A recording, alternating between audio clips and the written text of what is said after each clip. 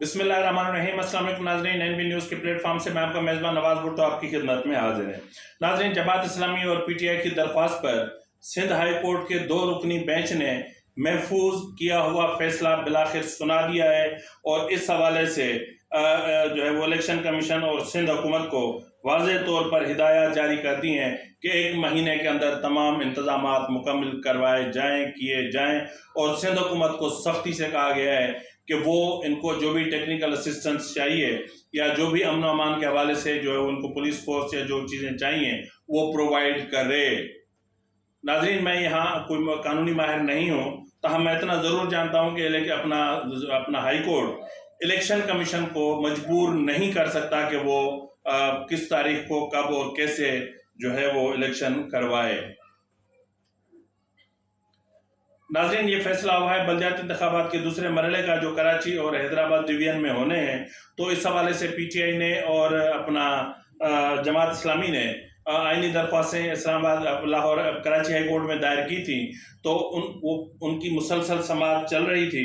तो इस हवाले से इस बीच में एमक्यूएम जो हुकूमत की इत्तेहादी जमात है, उन्होंने भी जो है वो एक दरख्वास्त दायर की और उस दरख्वास्त में उन्होंने कहा कि जो इस वक्त जो मामलात हैं वो इंतहाई संगीन है और सूरत हाल ख़राब है, हल्का बंदियाँ प्रॉपर नहीं हैं और वोटर लिस्टें प्रॉपर नहीं हैं, तो इंतखाबात मुलतवी किए जाएँ। तो नाज़रीन, अपना सिंध हाई कोर्ट के जो 2 रुकनी अपना बेंच है, जिसकी सरबराही जो है वो चीफ जस्टिस अपना सिंध हाई कोर्ट कर रहे हैं।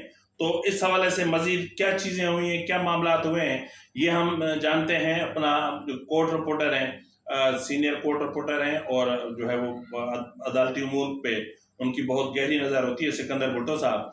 तो हम सिकंदर भुट्टो साहब से पूछते हैं कि इस वक्त हाई कोर्ट में जो फैसला सुनाया गया है वो क्या है। जी सिकंदर साहब। जी, आज जो है सिंध हाई कोर्ट के चीफ जस्टिस पे मुश्तमिल 2 रुकनी लार्जर बेंच है। जो 2 रुकनी लार्जर बेंच है उसमें chief justice Sindh high court justice Ahmed Ali M Shaikh और जस्टिस यूसुफ सैयद पर मुश्तमिल है। इन्होंने महफूज फैसला सुनाया है।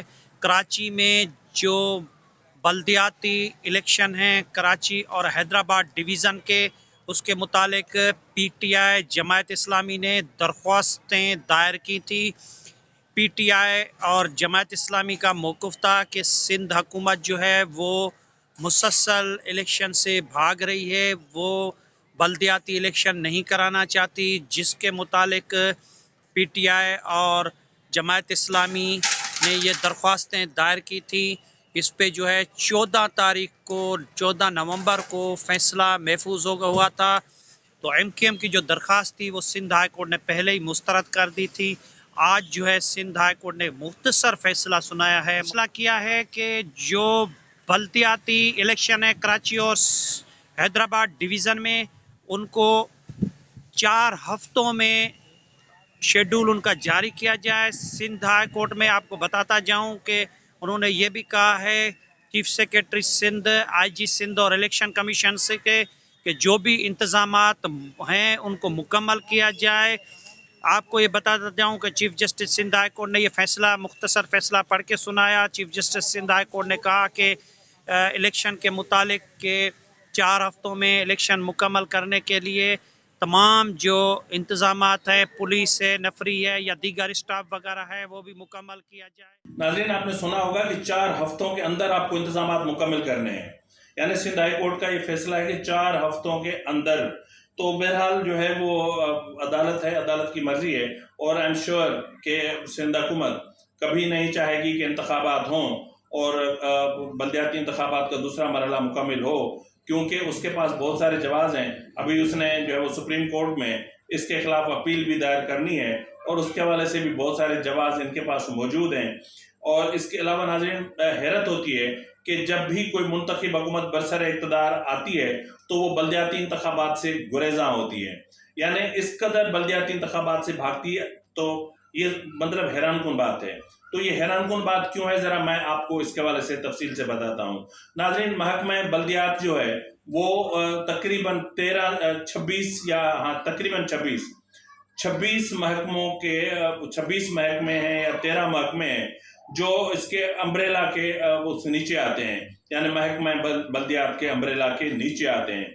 तो जो महकमा बल्दियात का जो बजट है, यानी एजुकेशन हेल्थ के बाद सबसे जो ज़्यादा और बड़ा बजट होता है वो होता है लोकल गवर्नमेंट का।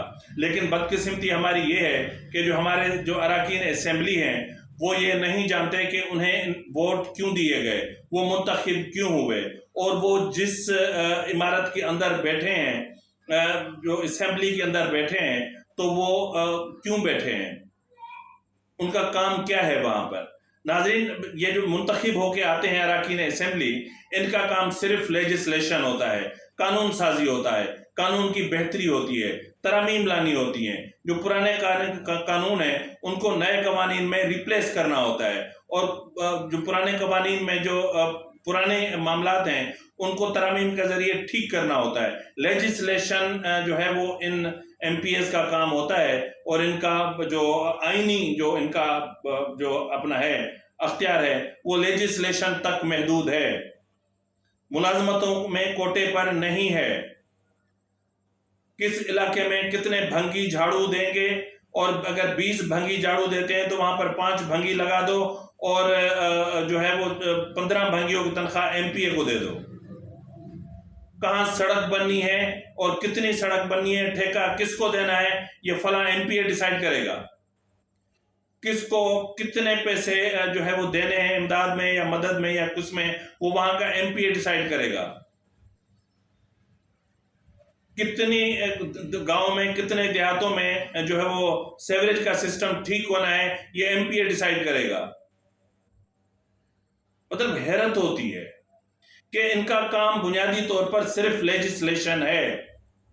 तो अदालतें इस चीज का नोटिस क्यों नहीं लेती कि जितने भी अरकान असेंबली हैं, वो चाहे सूबाई असेंबलियों के हों, वो चाहे नेशनल असेंबली के हों, चाहे वो सेनेट के हों, उनको बाइंडिंग किया जाए कि उनका काम सिर्फ लेजिस्लेशन तक महदूद होगा।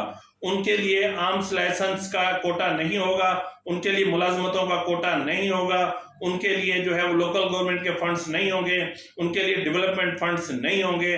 मतलब लूट मची हुई है। लेजिस्लेशन का तो इनको पता ही नहीं है। मैं दावा से कहता हूं कि जो अरकान असेंबली सिंध असेंबली इस वक्त सिंध असेंबली में बैठे हैं, आप उनसे किसी भी एक बिल को पढ़वा के और उसकी इंटरप्रिटेशन करवा लें, आपको लग पता जाएगा।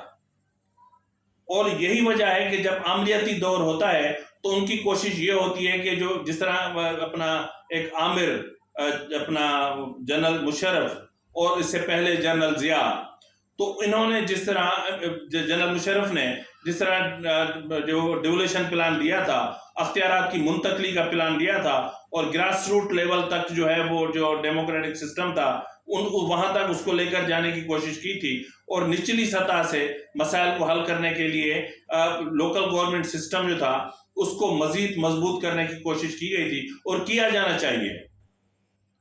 मैं जनरल मुशर्रफ का सख्त मुखालिफ हूं, एक डिक्टेटर का जिसने मेरे आइन की तौहीन की। मैं ऐसे शख्स को फांसी पे झूलते हुए देखना चाहता हूं, लेकिन उसका जो लोकल गवर्नमेंट के हवाले से जो मामला उसने किए ये अच्छे थे। लोकल गवर्नमेंट सिस्टम स्ट्रेंथन था, मजबूत था, निचली सतह तक उसके फवायद जो है वो पहुंच रहे थे, समरात पहुंच रहे थे, लोगों को फायदा हो रहा था। लेकिन यहां तो सब MPA की जेब में जा रहा है।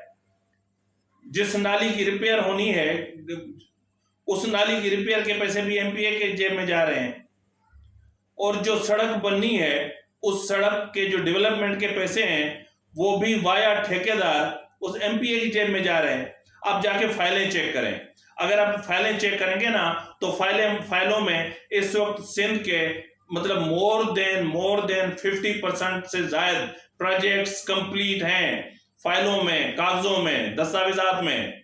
लेकिन अगर आप ऑन ग्राउंड जाएंगे तो वहां आपको कुछ भी नजर नहीं आएगा। ऐसे कई मंसूबे हैं जो कई सालों से ऑन गोइंग प्रोजेक्ट्स के तौर पर चल रहे हैं, और उनको हर साल अब नेक्स्ट ADP में मुंतकिल किया जाता है। और इस वक्त जो ADP है, एनुअल डेवलपमेंट प्रोग्राम है हमारे सूबे का, वो अब जो है वो जो पिछले मंसूबे हैं, ऑनगोइंग प्रोजेक्ट्स हैं, उनका कब्रिस्तान बन गया है। नए प्रोजेक्ट्स अलग ख्वार हो रहे हैं, 50% भी काम नहीं हुआ। और जो जिन पे हुआ वो तो जमीन से ही मिट गए, लेकिन ठेकेदारों को पैसे मिल गए और वाया ठेकेदार इन अराकीन असेंबली को पैसे मिल गए।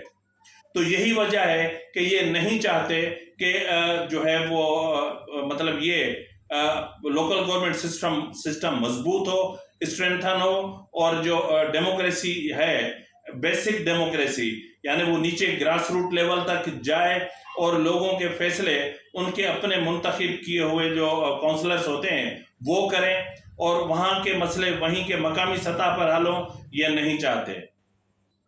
ये चाहते हैं कि लोग हमारे दर पे आए। ये चाहते हैं कि एक एसएचओ किसी को कुछ कहे तो थाने पर क्या करना है वो उसकी मर्जी हो, एमपीए लगना है, एमपी अपना एसएचओ लगना है, एमपीए की मर्जी हो, डीएसपी लगना है, एमपीए की मर्जी हो, एसपी लगना है, एमएनए की मर्जी हो, सिपाही लगना है तो वहां के जिले सदर की या तालका सदर की मर्जी हो। इसी तरह इस वक्त सारा सिस्टम चल रहा है। अगर आप जब से पाकिस्तान पीपुल्स पार्टी बरसर इक्तदार आई है तब से अगर आप इसकी एडीपी के जितने भी हैं और जो भी जो है वो अगले एडीपी में मुंतकिल हुए हैं मंसूबे, आप उनका तफसील से जायजा लें और जितने भी फंड्स रिलीज होते हैं आप उनका जायजा लें। और जो है वो आखिरी तारीख यानी जुलाई में मेरे ख्याल में जुलाई में होते हैं जब मतलब आखिरी तारीख यानी जिस दिन क्लोजिंग होती है उससे आखिर पहले 2 से 3 दिनों में कितने चेक सूबाई वजारत खजाना या सूबा महकमा खजाना कितने अरबों रुपए के चेक्स जारी करता है, ये हैरान हो जाएंगे आप ये आदाद शुमार देख के। और अगर आप इन तमाम चेक्स को देखेंगे, आप इन तमाम चेक्स को मद्देनजर रखेंगे तो फिर आपका जो पिछले 10-12 साल की जो एडीपी है उसमें आपको पता लगेगा कि यह मामला करप्शन का अरबों का नहीं, करोड़ों का नहीं है, अरबों का नहीं है, ये खरबों का है। ट्रिलियंस ऑफ रुपीज जो है वो करप्शन की नजर हो चुके हैं, बिलियंस ऑफ रुपीज जो है वो इन सैलाबों की नजर हो चुके हैं।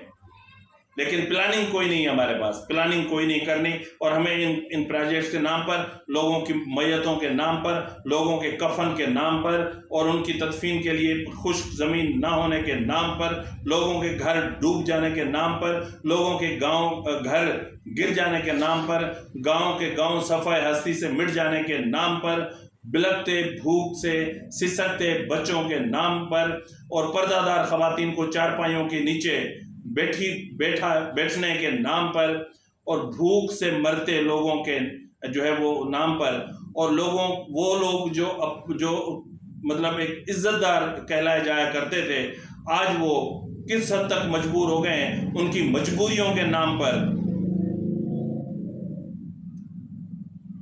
उनकी मजबूरियों के नाम पर इनको करप्शन करनी है, इनको पैसे लेने हैं, इनको पैसे खाने हैं। तो इसलिए लोकल गवर्नमेंट सिस्टम स्ट्रेंथन नहीं हो सकता और ये लोग नहीं करेंगे। आई एम श्योर कि ये जो सिंध हाई कोर्ट ने आज ऑर्डर दिया है, इसके बावजूद कि सिंध हाई कोर्ट जो है इलेक्शन कमीशन एक वफाकी एक इदारा है और उस इदारे को इस तरह मजबूर नहीं कर सकता कि 4 हफ्तों में आप ये करें। मैंने किसी कानूनदान से मतलब फ़ोन पे बातचीत के दौरान मुझे ये मालूम हुआ।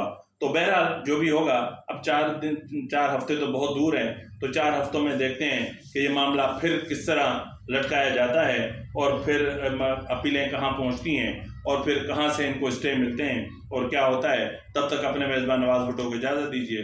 अल्लाह हाफिज़।